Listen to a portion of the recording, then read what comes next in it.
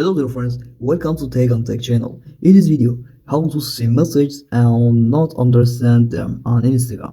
So watch the video till the end and subscribe to the channel and turn on the bell. Let's go. Step 1. Open Instagram account, your profile account, click setting pro activity. After click setting activity, click message and story replies. Okay, I click message and story replies, and you can see you're online. Click show read or respect. Okay, I click.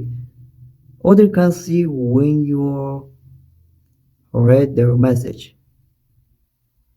Click turn off the option. Very easy.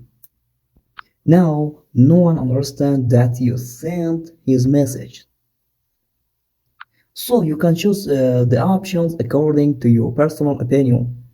Please like the video and subscribe to the channel. Tech on Tech.